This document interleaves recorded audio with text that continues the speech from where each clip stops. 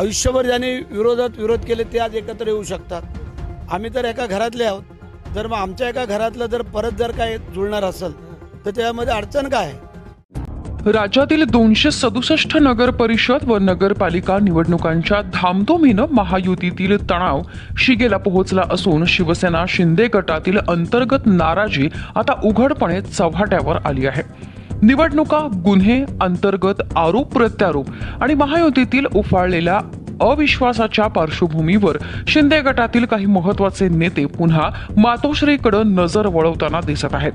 परिणामी ठाकरे गटात मोठ्या प्रमाणावर घर वापसी सुरू झाल्याची चर्चा राजकीय वर्तुळात जोर पकडते आहे.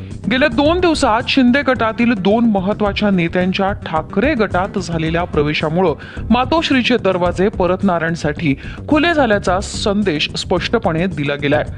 ठाण्यातील शिंदे गटाचा बालेकिल्ला मानल्या जाणाऱ्या विभागातील उपविभाग प्रमुख आबा मोरे आणि कोपरी पाचपाखडीतील जवळपास 100 कार्यकर्त्यांनी तसंच नवी मुंबईचे सहसंपर्क प्रमुख शिरीष पाटील यांनी ठाकरे गटात प्रवेश केल्यानं शिंदे गटात स्पष्ट बेचैनी निर्माण झाली आहे. दरम्यान महाड नगरपालिका निवडणुकीच्या दिवशी मंत्री भरत गोगावले यांचे पुत्र विकास गोगावले व राष्ट्रवादी नेत्या स्नेहल जगताप यांच्या समर्थकात निर्माण झालेल्या तणावानं वातावरण चांगलंच तापलं. पिस्तूल दाखवल्याच्या प्रकरणात विकास गोगावले यांच्यावर गुन्हा दाखल झाल्यानंतर भरत गोगावले यांनी आमचे मातोश्रीशी संबंध कायम आहेत असं जाहीर वक्तव्य करत शिंदे गटातील नाराजीला उघडपणे शब्द दिले. कोकणात आमदार निलेश राणे यांनी भाजप नेत्यांवर संशयास्पद रोकड प्रकरणी गंभीर आरोप करत पोलिसांकडे तक्रारी दिल्या. त्यांच्यावरच उलट गुन्हे दाखल होत असल्याचा आरोप त्यांनी केला, ज्यामुळे महायुतीतील परस्पर अविश्वास आणखी वाढलाय. याशिवाय शिंदे गटातील आमदार संतोष बांगर आणि माजी आमदार शहाजी पाटील यांच्या विरोधात झालेले गुन्हे व छापे पाहता टार्गेट आम्हालाच केलं जातंय अशी भावना शिंदे गटात वाढत आहे.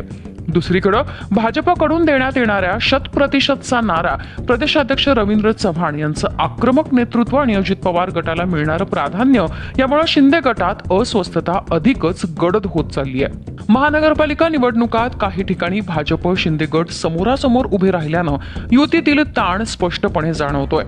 कणकवलीत ठाकरे गट आणि शिंदे गट एकत्र आघाडीच्या माध्यमातून लढल्यानं नवीन समीकरणांची कुजबूज सुरू झाली आहे. शिंदे गटात गेलेले अनेक पदाधिकारी पुन्हा मातोश्रीकडे परतू लागल्यानं आगामी महिन्यात राज्यातील राजकारणात नाट्यमय घडामोडी घडण्याची स्पष्ट चिन्ह दिसत आहेत. महापालिका निवडणुका जवळ आल्यानं भाजप विरुद्ध शिंदे शिवसेना संघर्ष आणखी तीव्र होणार असा अंदाज राजकीय वर्तुळात व्यक्त केला जात असून सध्याची परिस्थिती ही केवळ ट्रेलर असल्याचं चित्र अनेक जाणकार